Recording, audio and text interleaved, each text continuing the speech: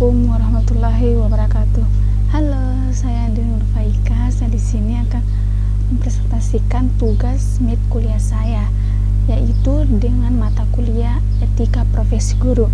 Yang pertama ini yaitu Kode Etik Profesi dan Organisasi Profesi Keguruan. Dan secara harfiah, kode etik itu berarti sumber etik. Nah, etik berasal dari perkataan etos yang berarti watak. Nah, istilahnya ini mengandung makna-makna nilai yang mendasari perilaku seseorang, itu perilaku manusia. Nah, dalam kaitannya dengan istilah profesi, dengan kata lain, kode etik merupakan aturan atau tata cara etis sebagai pedoman dalam berperilaku, khususnya untuk manusia.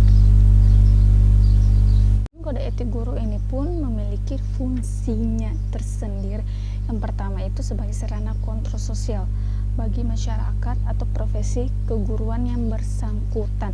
Yang kedua itu mencegah campur tangan pihak di luar organisasi profesi tentang hubungan etika dan keanggotaan profesi guru tersebut.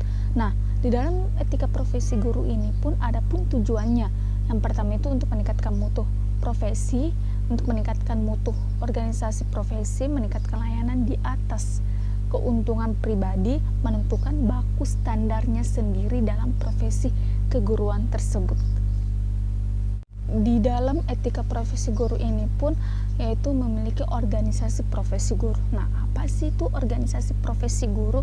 Yaitu suatu wadah perkumpulan orang-orang yang memiliki suatu keahlian khusus dalam mendidik, yaitu profesi guru tentunya. Nah, di dalam organisasi profesi guru ini tuh memiliki struktur dan kedudukan organisasi keguruan. Yang pertama itu strukturnya apa? Organisasi profesi kependidikan yang bersifat lokal, yang bersifat nasional, dan bersifat internasional. Adapun kedudukan organisasi keguruan, itu yang pertama itu berbentuk persatuan, federasi, aliansi, dan asosiasi. Nah, untuk selanjutnya itu tentang skill apa sih atau kemampuan guru yang dalam mengelola sebuah kelas. Yang pertama itu keterampilan mengelola kelas dalam profesi guru itu merupakan kemampuan atau kecakapan guru dalam menciptakan dan memelihara belajar yang optimal secara mampu mengembalikannya bila terjadi masalah dan gangguan terhadap proses pembelajaran yang sedang berlangsung. Nah, ada pun prinsip-prinsip dalam mengelola sebuah kelas, yaitu kehangatan dan keantusiasan, tantangan dan dalam penggunaan kata-kata itu harus dimengerti oleh para murid, itu bervariasi agar murid tidak bosan, keluasan, butuh kecekatan. Yang keempat itu penekanan dalam hal-hal yang positif yang dapat berpengaruh positif dalam perilaku maupun dalam perilaku murid itu sendiri. Nah, dalam hal ini pun itu pendekatan apa sih yang dilakukan dalam pengelolaan kelas? Yang pertama itu pendekatan modifikasi. Yang kedua itu pendekatan bertolak dari psikologi klinis. Jadi harus sesuaikan dengan watak para murid yang diajar. Yang keempat itu pendekatan proses kelompok, yaitu menggunakan metode itu pembelajaran per kelompok agar ditahu masing-masing murid itu mengetahui masing-masing karakter dari teman-temannya.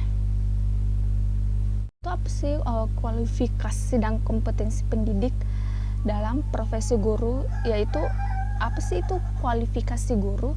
Nah, adalah suatu upaya untuk mencapai pendidikan yang berkualitas, karena guru yang profesional harus mempunyai keterampilan sesuai dengan kompetensinya masing-masing. Jadi misalnya guru matematika itu sesuai dengan profesinya itu menjadi guru matematika. Nah, dan adapun nih profesi guru misalnya ke seni budaya nih, tapi ditunjukkan untuk ke PKN, guru-guru kewarganegaraan. Jadi harus disesuaikanlah dengan profesi atau kemampuan guru tersebut. Nah, dalam kualifikasi kompetensi ini itu memenuhi syarat menjadi guru tercantum dalam pasal 10 Undang-Undang Nomor 14 Tahun 2005 tentang guru dan dosen. Yang pertama itu kompetensi kepribadiannya yang dapat dilihat kompetensi sosial, kompetensi profesional, dan kompetensi pedagogik.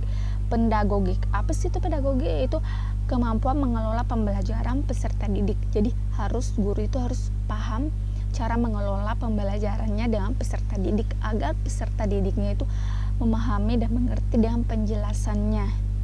Syarat-syarat umum tenaga pendidik.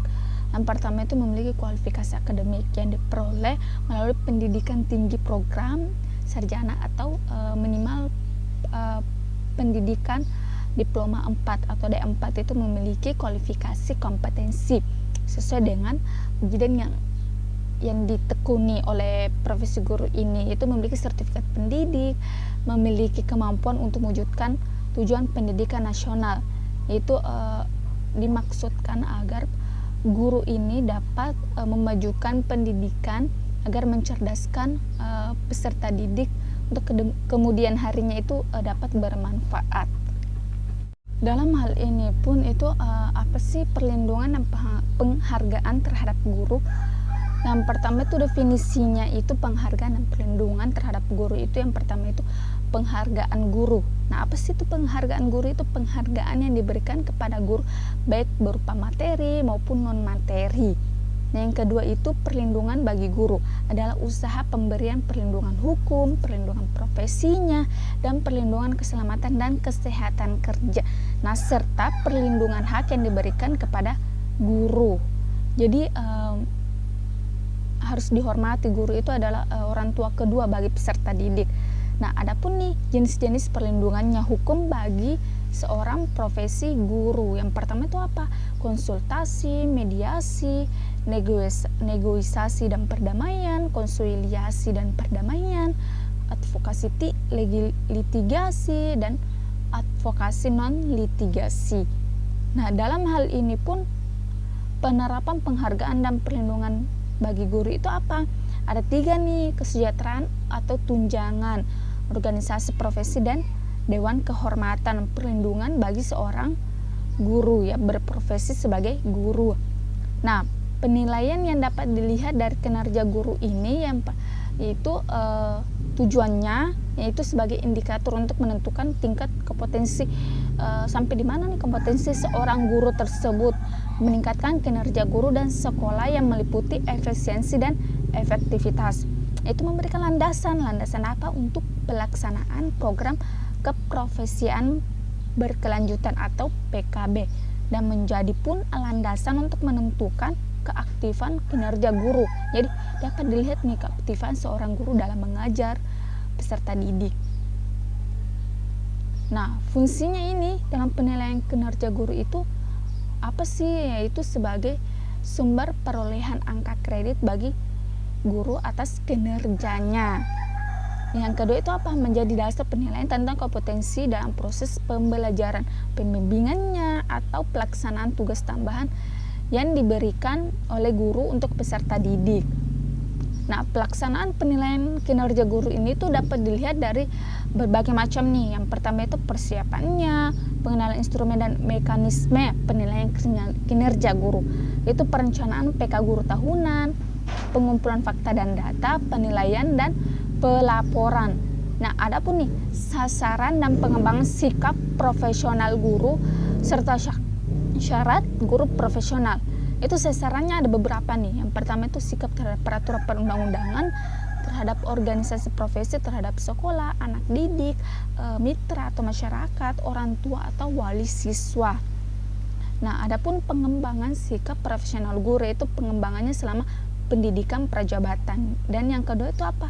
Selama dalam masa jabatan atau dalam masa menjadi guru. Yaitu.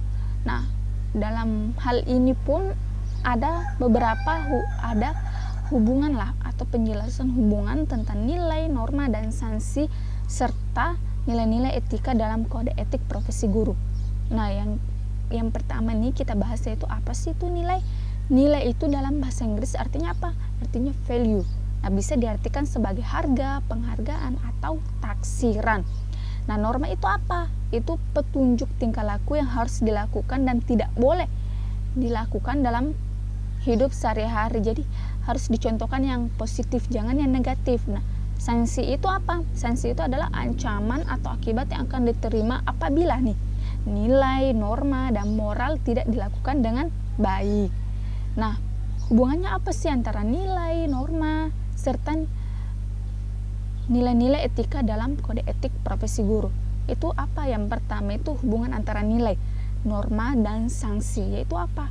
Kaidah atau aturan tingkah laku seseorang guru yang dipakai sebagai tolak ukur untuk menilai nih sesuatu yang akan menimbulkan suatu nilai atau ukuran disertai sanksi apabila aturan tersebut dilanggar. Nah, yang kedua itu apa? Seorang yang berprofesi sebagai guru harus memiliki etika. Kalau tidak memiliki etika, mana baik. Nah, seorang guru itu juga harus memiliki watak kerja yang profesional. Jadi harus sesuai dengan kemampuan atau kompetensinya. Guru yang memiliki jiwa profesionalisme adalah guru yang memiliki pandangan, sikap, selalu berpikir, bekerja dengan sungguh-sungguh.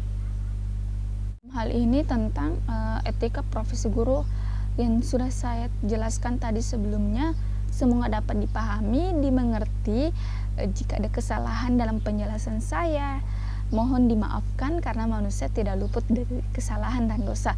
Saya Andi Nur Faika menutup materi. Wassalamualaikum warahmatullahi wabarakatuh.